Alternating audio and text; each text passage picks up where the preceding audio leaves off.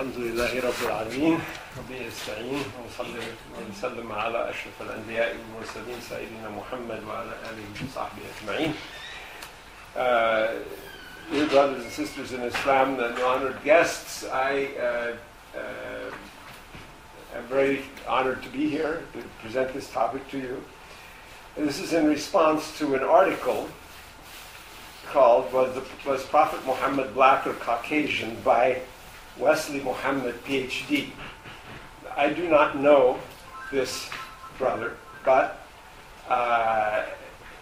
it is an excerpt from his book Black Arabia and the African Origin of Islam, 2009. And when I came to this, I was a little bit dubious before I read it, because there are a lot of things that come out which are sort of amateur type writing that is not really scholarly. But this writer does know Arabic and does cite a number of the major Arabic sources and does find his way to certain texts that are indeed really significant and important and interesting. So on the whole, the article is interesting, and I do approve of it, especially if we're going to have an either-or choice. Was the Prophet Muhammad black or Caucasian? We would have to say more black than Caucasian. And we would have to say that depending on how you construe black, then black.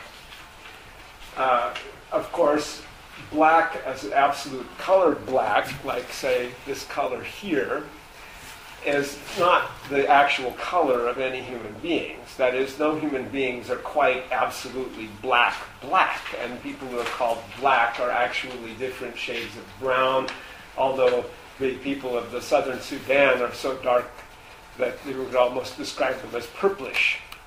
And other people could be very dark, like Indian people from South India, and might have a kind of copperish sheen. And so you have a very great variety of different colors that might go under the term black. And what we are talking about here is a kind of construction of race that is the primary underpinning and basis for both the ideology and the construction of the state here, and has been so for over 400 years.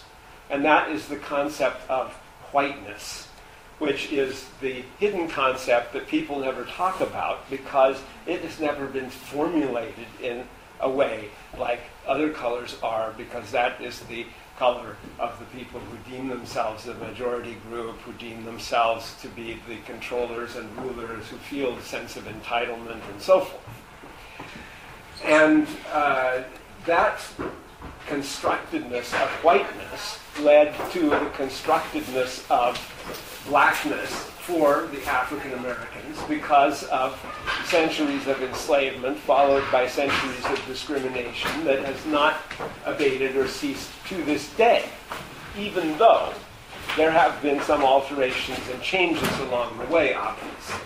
So any historical discourse that may arise is influenced by these facts also, the facts of the way that the subject has been constructed historically. This particular slideshow comes from my class, Racial Justice, that I taught at Temple University, and for which I got the worst reviews I ever got for a class because the students did not like the presentation of the subject. The first day, they were astonished at the course entitled Racial Justice to find a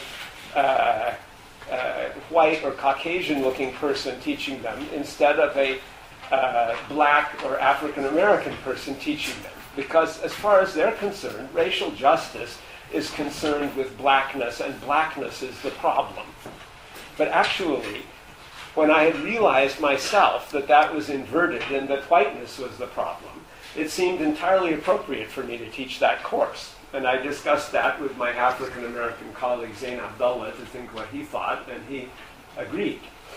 And so in that course, we identified and zeroed in on this constructedness of race that had gone on over history. And this is part of the history of that. Now, why is that important to the subject of the ethnic or racial origin of the Prophet Muhammad? Sallallahu Alaihi Wasallam. That is important because